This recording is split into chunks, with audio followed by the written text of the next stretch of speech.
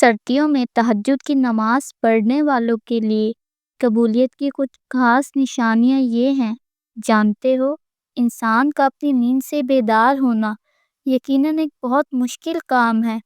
دن بھر کی تھکان کے بعد جب رات کو سکون کی نیند سوتا ہے تو پھر اپنے نفس کو قربان کر کے اٹھتا ہے، کیونکہ رات کا اٹھنا اور خاص کر سردیوں کی راتوں میں اٹھنا یہ یقیناً بہت مشکل کام ہے۔ لیکن آپ نے کبھی سوچا ہے کہ یہ ہوتا کب ہے؟ یہ تب ہوتا ہے جب آپ کو کوئی بہت بڑی طلب ہو، آپ کو اللہ سے محبت ہو، آپ اللہ سے باتیں کرنا چاہتے ہوں، اور پھر بات بھی کب؟ جب آپ سکون کی نیند سونا چاہتے ہیں۔ اور یہ بہت بڑی سعادت کی بات ہے کہ سردیوں کی سرد ترین راتوں میں جب کوئی اٹھ کر اللہ کے سامنے کھڑا ہو جائے اور کہے کہ اے اللہ، میں آ گیا تیرے در پہ، تو سوچیں ایسے میں اللہ ایسے لوگوں سے کتنا خوش ہوتے ہوں گے اور ان کے لیے کیا کیا فضیلتیں اور انعامات اللہ نے رکھے ہوں گے۔ اس کا تو آپ اور میں بس اندازہ ہی کر سکتے ہیں۔ سنا ہے جب کوئی نوجوان سردیوں کی ٹھنڈی راتوں میں اپنے گرم اور سکون دہ بستر کو چھوڑ کر نماز تہجد کے لیے اٹھتا ہے، وضو کرتا ہے اور اللہ کے سامنے نماز کے لیے کھڑا ہوتا ہے، تو جب وہ اللہ کے سامنے سجدہ ریز ہو جاتا ہے تو اللہ اس کو دیکھ کر مسکراتا ہے۔ آپ ذرا اس بات کا تصور تو کریں کہ وہ بندہ کیسی عظمت اور شان والا ہوگا جس کو دیکھ کر میرا اللہ مسکراتا ہے۔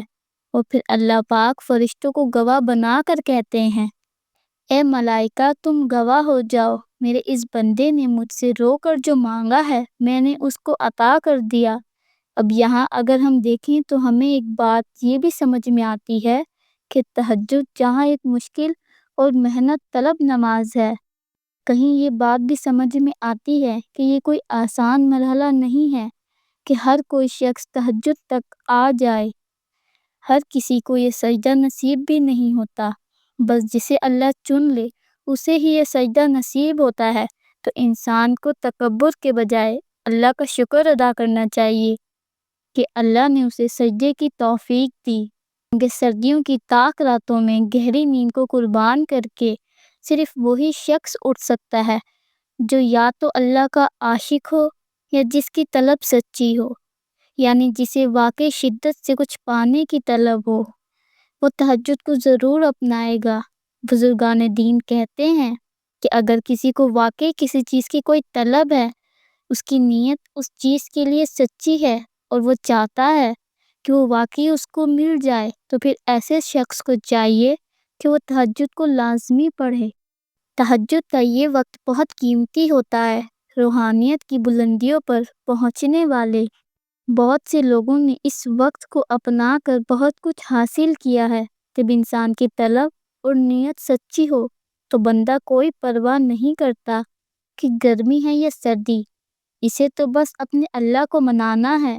اور تجربات اور مشاہدات سے یہ بات ثابت ہے کہ وقت تہجد جس نے جو مانگا اللہ نے اسے اس سے بڑھ کر عطا کیا، اور جس طرح اللہ تعالیٰ نے دن کی روشنیوں کے ڈھلنے کا وقت مقرر کر رکھا ہے، ایسے ہی اس نے رات کے اندھیروں کا ختم ہو جانا بھی لکھ رکھا ہے۔ اور سردیوں کی اندھیری راتوں میں تہجد کے طویل سجدوں کے ساتھ رو رو کر اللہ کو اپنا حال دل سناتے ہیں، تو ذرا غور تو کر کے دیکھیں کہ تہجد کے سجدے سے فجر کے اندھیرے تک میں جب ہم سب غم اللہ کے حوالے کر دیتے ہیں تو فجر کی روشنی سے اللہ ہمیں یہ بات سمجھا رہا ہے کہ میرے بندے، میں ایسے ہی تمہاری زندگی کے اندھیروں کو دن کے اجالوں میں بدل دوں گا، جیسے میں رات کو دن میں بدل دیتا ہوں۔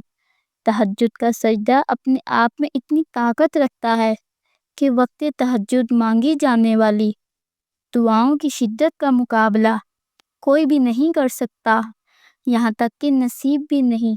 تو اپنی مانگی ہوئی دعاؤں کی قبولیت پر یقین رکھیں اور اللہ کو تہجد کے سجدوں میں مناتے رہیے، اور اپنی زندگی کے اندھیروں کو دن کے اجالوں کی طرح روشنی میں بدل لیں۔ اللہ تعالیٰ آپ کے لیے آسانیاں پیدا فرمائے اور آپ کی تمام دعاؤں کو قبول فرمائے۔